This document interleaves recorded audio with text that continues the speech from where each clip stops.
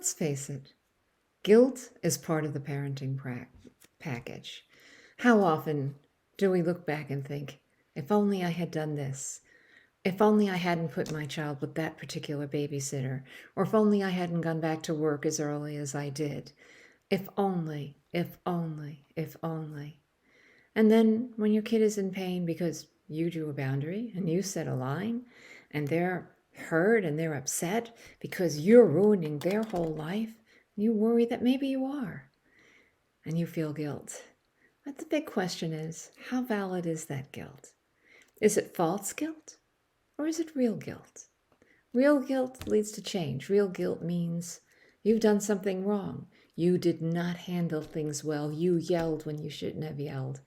Real guilt means you can apologize and then really work hard on not doing it again. And point out when you almost did it but didn't, so that your child knows you're really making that effort.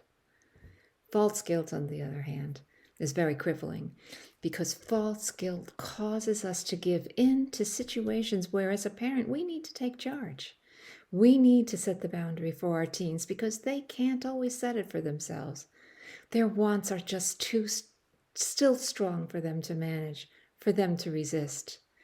Sometimes it is good to live with guilt, false guilt, because sometimes that means you are doing the right thing. This is Elaine from Mindful Healing, and hopefully this tip will help you.